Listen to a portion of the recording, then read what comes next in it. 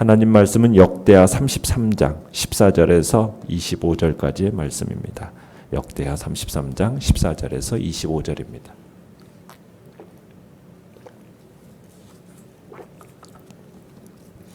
역대하 33장 14절에서 25절 한 목소리로 같이 읽겠습니다. 시작. 그 후에 다윗성 박 기혼 서쪽 골짜기 안에 외성을 쌓되 어문 어귀까지 이르러 오벨을 둘러 매우 높이 쌓고 또 유다 모든 견고한 성읍에 군대 지휘관을 두며 이방 신들과 여호와의 전의 우상을 제거하며 여호와의 전을 건축한 사내와 예루살렘에 쌓은 모든 제단들을 다 성 밖에 던지고 여호와의 제단을 보수하고 화목제와 감사제를 그 제단 위에 드리고 유다를 명령하여 이스라엘 하나님 여호와를 섬기라 하매 백성이 그의 하나님 여호와께만 제사를 드렸으나 아직도 산당에서 제사를 드렸더라. 므낫세의 남은 사적과 그가 하나님께 한 기도와 선견자가 이스라엘 하나님 여호와의 이름으로 권한 말씀은 모두 이스라엘 왕들의 행장에 기록되었고 또 그의 기도와 그의 기도를 들으신 것과 그의 모든 죄와 허물과 겸손하기 전에 산당을 세운 곳과 아세라 목상과 우상을 세운 곳들이 다 호세 사기에 기록되니라. 므낫세가 그의 열조와 함께 누움에 그의 궁에 장사되고 그의 아들 아몬이 대신하여 왕이 되니라. 아몬이 왕위에 오를 때 나이가 22세라 예루살렘에서 2년 동안 다스리며 그의 아버지 므낫세의 행함같이 여호와 보시기에 악을 행하여 아몬이 그의 아버지 므낫세가 만든 아로새긴 모든 우상에게 제사하여 섬겼으며 이 아몬이 그의 아버지 므낫세가 스스로 겸손함같이 여호와 앞에서 스스로 겸손하지 아니하고 더욱 범죄하더니 그의 신하가 반역하여 왕을 궁중에서 죽임에 백성들이 아몬 왕을 반역한 사람들을 다 죽이고 그의 아들 요시아를 대신하여 왕으로 삼으니라. 아멘. 오늘 말씀의 제목은 불완전한 개혁이라는 제목으로 말씀을 나눕니다. 하나님의 은총의 감동을 받아서 세상에 여호와와 같은 분이 없다라는 사실을 므낫세가 알게 되죠. 그러면서 이제 므낫세가 완전히 달라진 삶을 살게 됩니다. 그런데 참 안타까운 것은 그 뒤에 6년밖에 살지 못했다라는 거예요. 어쨌든 그래도 얼마 남지 않은 그 시간을 그 므낫세는 정말 훌륭하게 사용은 했습니다.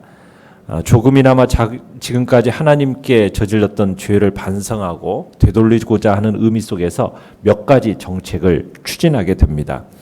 내용 관찰 문제 1번을 보시면 자, 예루살렘으로 돌아온 므낫세가 보인 행동의 변화는 무엇입니까? 그가 한 첫 번째 행동은 뭐냐면 다윗 성 밖 기혼 서쪽 골짜기에서부터 이제 어문 어귀 물고기 문에 이르기까지 허물어진 성벽을 보수를 하고 한층 더 높이 쌓았습니다. 이 기혼샘이라는 곳은 히스기야가 만든 터널의 끝입니다. 기혼샘을 지금 언급한 것은 므낫세가 그제서야 아버지 히스기야의 길을 걷기 시작했다라는 것을 상징적으로 표현한 겁니다. 그러니까 므낫세는 지금 유다의 요새화된 그 성읍에다가 또 군대 지휘관들을 배치해서 백성들과 예루살렘을 보호합니다. 자, 그런데 이제 특히 주목할 만한 것은 뭐냐면 15절부터 보시면은 그토록 전무후무하도록 후무한 열정으로 유상 숭배를 퍼뜨렸던 므낫세가 이제 180도 바뀌어서 예루살렘에서 모든 우상 신상들을 제거하라는 명령을 내렸다라는 사실입니다. 성전 안에 있는 이방 제단들도 모두 제거하고요. 그 다음에 예루살렘 곳곳에 새겨두었던 그 이교 제단들도 모두 치워버렸습니다. 그러니까 이 므낫세가 지난날에 저질렀던 잘못을 되돌리려고 안간힘을 쓰고 있는 거죠. 그러면서 16절에 보시면 예루살렘 성전에서 드리는 예배도 회복시켰습니다. 제단도 고치고 화목제와 감사제를 드린 겁니다. 그러면서 모든 백성들에게 명령을 내립니다. 어떤 명령을 내렸습니까? 하나님 여호와를 섬겨라. 명령을 내렸어요. 참 이 므낫세 이제 통치 요약을 한번 보시면은 18절부터 이제 요약을 나오는데, 다른 왕들의 것에 비교할 때 인상적인 것은 뭐냐면 하나님께 뭐 했다라는 겁니까? 기도했다라는 거. 그리고 19절에 보면 하나님이 그의 기도를 받으시고 들으셔서 용서하셨다라는 사실이 강하게 드러나고 있다는 사실입니다. 그러니까 지금 이 역대기에서 이런 사실을 강조하고 있는 이유가 무엇이겠습니까? 므낫세와 같이 이렇게 형편없는 사람이라 할지라도 하나님의 용서를 받을 수 있다라는 것. 이것은 정말 하나님이 항상 열린 마음을 가지시고 항상 죄인들이 회개하고 돌아오기를 기다리신다라는 것을 우리에게 강조하기 위해서 지금 이 표현을 쓰고 있는 겁니다. 그러니까 하나님은 어느 시대든지 열린 마음으로 죄인들이 돌아오기를 기다리고 계시는 분이세요.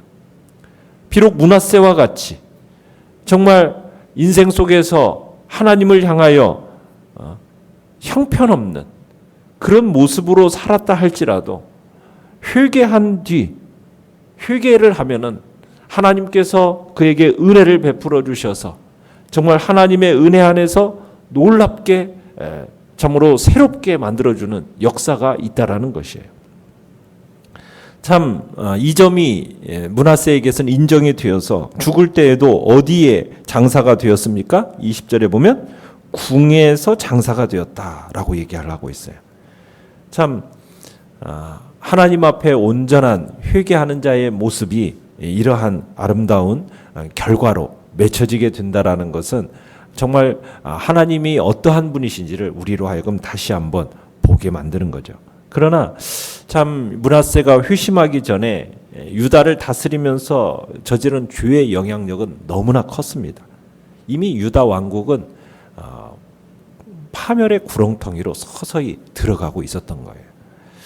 내용관찰 문제 2번을 보시면 므낫세의 뒤를 이은 아몬의 신앙은 어떠했으며 그의 최후는 어떻게 묘사되고 있습니까? 자, 21절부터 보시면 므낫세의 뒤를 이어서 아몬이 유다의 제15대 왕이 되었습니다. 아몬은 아버지 므낫세처럼 하나님 보시기에 악을 행하였다, 이렇게 평가를 내리고 있습니다. 이 말씀은 므낫세가 회개하기 전의 모습을 뜻하는 겁니다. 자, 아몬은 므낫세가 만들어 세웠다가 모두 제거해버린 그 우상들을 다시 숭배했습니다. 므낫세가 하나님께 회개했지만 이 우상 숭배의 잔해가 이 아들 아몬의 영성을 황폐하게 만들었던 거죠. 그래서 아몬은 아버지 므낫세보다 더욱 범죄했다, 이렇게 평가를 내리고 있습니다. 특히 무서운 것은 뭡니까? 그래도 말년에 므낫세는 스스로 겸손함으로 회개했는데 그 아버지와는 달리 아몬은 겸손하지 않았다는 사실입니다. 죄를 지을 뿐만 아니라 회개하려는 기미도 보이지 않았어요. 그래서 하나님께서 아몬에 대한 진노가 폭발시키셨는데 이 악정을 펼친 아몬은 어떻게 참으로 인생을 마무리 짓게 됩니까? 즉위한 지 2년 만에 신복들의 반란으로 암살당하고 맙니다. 참 아버지가 악한 통치를 통해서 어떤 고통을 겪었는지 두 눈으로 똑똑히 보고서도 똑같은 길을 걷는 이 아들에게 하나님은 더 즉각적인 심판을 내리신 거죠. 자, 연구와 묵상 문제 3번입니다. 자, 므낫세의 개혁에도 불구하고 백성들이 산당에서 제사를 드린 것은 그의 개혁이 어떠함을 드러내는 것입니까? 17절에 보시면은 여호와께만 제사를 드렸으나 아직도 산당에서 제사를 드렸다, 이렇게 말씀을 얘기하고 있는데 이 이야기는 그만큼 므낫세의 회개가 철저하지는 못했다라는 것을 보여주는 겁니다. 이 므낫세의 회개와 개혁이 제대로 되기 위해서는 우상에게 제사 드리던 이 산당마저 철저하게 제거했어야 됐다는 얘기죠. 아마 백성들은 이 므낫세가 갑자기 180도로 바뀐 것에 대해서 어리둥절했을 거예요.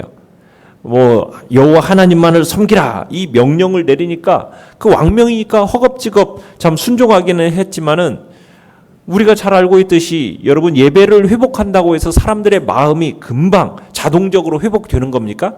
그런 건 아니거든요. 그러니까 왕의 명령으로 정말 받은 사람들이 예배를 드리긴 했지만 몇 사람이나 진심으로 회개하고 하나님께 돌아와서 섬겼는지 우리가 알 수는 없어요. 왜냐하면 워낙 우상 숭배에 대한 이 습관, 관습이 오랫동안 젖어 있었던 까닭에 백성들도 순식간에 그것을 고치기는 어려웠을 것입니다. 55년의 이 통치 중에서 하반기 6년이거든요. 그러니 뭐 거의 50년이라는 그 긴 기간 동안 우상 숭배 습관에 젖어 있었으니 참으로 이 이교의 재단들 또 우상들 이것들을 제거했다고는 하지만 여전히 그들의 속에는 죄의 습관이 남아 있었고 또 산당들을 제거하지 않았기 때문에 백성들은 계속해서 산당에서 제사를 드리게 된 겁니다. 물론 여기서 지금 산당에서 제사를 드린 대상이 누구라고 얘기는 했습니까? 하나님 여호와께만이라고 하면서 우상이 아니라 하나님께만 제사를 드렸다라고 얘기를 한 거예요. 하지만은 산당 제사, 이 산당 제사 자체가 하나님이 허용하신 게 아닙니다. 하나님은 이스라엘 백성들이 당신이 택하신 한 곳으로 가서 제사를 드리라 이것을 명령하셨거든요. 그러니까 신명기 12장에 가보시면은 이 명령이 한 곳에서 제사를 드릴 것에 대한 명령이 무려 5차례에 걸쳐서 반복적으로 언급이 돼요. 그러니까 이 명령은 꼭 지켜져야 할 명령이란 얘기입니다. 자, 여기서 택하신 곳이란 건 어디에 있겠습니까? 성전이 건축되기 전에는 언약궤가 머물고 있던 곳이에요. 자, 그런데 이제 성전이 건축된 이후에는 어디에서만 예배를 드려야 되는 겁니까? 제사를 드려야 되는 거예요? 예루살렘 성전에서만 드려야 되는 거였던 겁니다.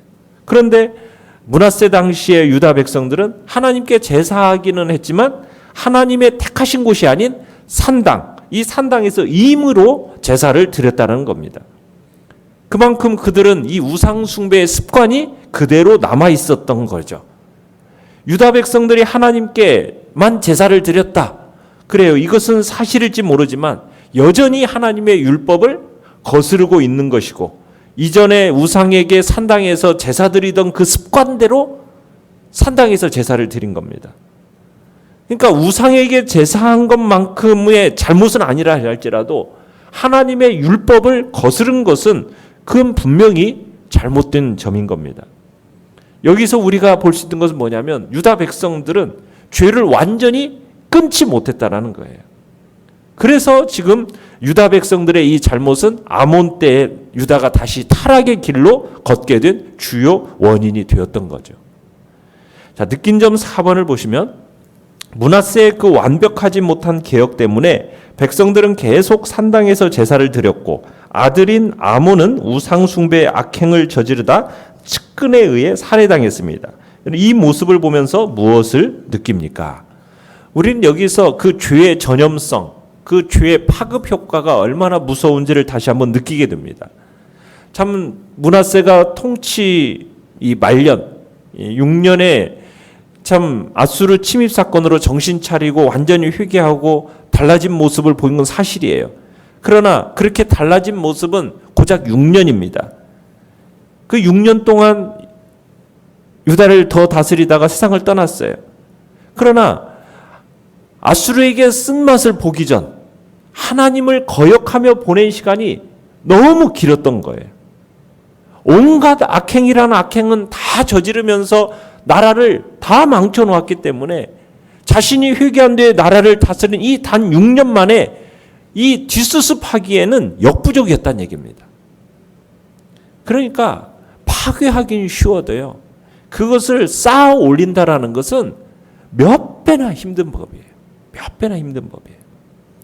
여기서 우리가 또 생각할 수 있는 건 뭐냐면 죄의 끈질긴 생명력이에요. 죄의 끈질긴 생명력을 느끼게 만들어요. 죄라는 것은 그 뿌리가 깊습니다. 그래서 완전히 제거한다라는 것이 정말 어려운 거예요. 식물의 생명은 뿌리에 있는 거 아닙니까? 한번 잡초를 생각해 보십시오. 잡초라는 것은 그 뿌리가 완전히 제거되지 않으면은 어떻게 됩니까? 다시 금방 줄기가 자라고 무성해져 버리잖아요. 죄도 이와 같아요.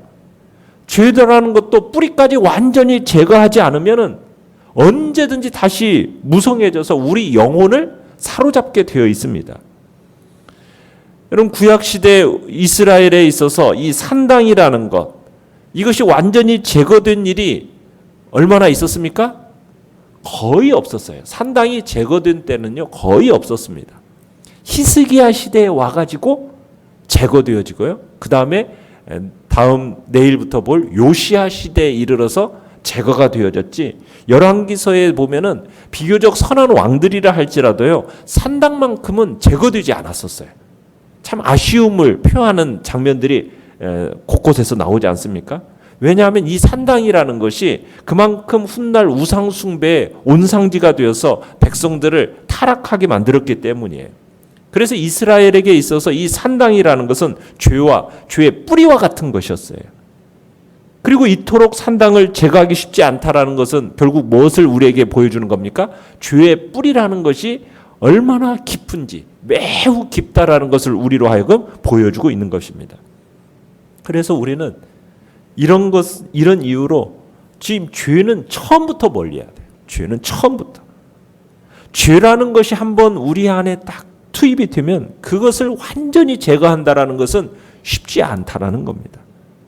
여러분들이 이 사실을 알고 죄가 여러분 안에 침투하지 못하도록 악은 그 모양이라도 버리라. 취해서는 안 된다는 겁니다. 그리고 죄를 범한 후에 회개할 때는 정말 뼈를 깎는 고통이 따른다 할지라도 어떻게까지 제거해야 됩니까? 죄의 뿌리까지 완전히 제거해야 된다라는 것. 이것을 우리에게 오늘 보여주고 있는 것입니다. 결단과 적용 5번입니다. 단호하게 결별해야 할 내 과거의 악한 습관은 무엇입니까? 가족들과 이웃에게 선한 영향력을 발휘하기 위해 힘써야 할 선행은 무엇입니까? 정말 완전히 뿌리 뽑아야 할 죄, 주님 앞에서 결단하시고, 그리고 우리의 마음속에 이제 성령을 따라서 이제 행할 수 있는 그 선한 열매를 맺을 그 일들이 무엇인지 주님 앞에서 돌아보시길 바랍니다. 오늘의 기도 같이 읽겠습니다. 시작. 주여, 과거의 악습을 끊고 후대에 선한 믿음의 유산을 물려주는 믿음의 사람이 되게 하소서. 아멘. 말씀을 생각하면서 기도하시고 연약한 우리의 지체들을 위해서 기도해 주십시오. 그리고 코로나19 바이러스의 잠잠함을 놓고 기도해 주시며 주의 교회가 또 속히 대면하여 예배드리며 또 진리의 말씀 안에 더욱 견고히 서는 복된 역사를 놓고 기도해 주시기 바랍니다. 주여, 우리 세 번 부르짖으면서 합심해서 기도하겠습니다. 주여, 주여.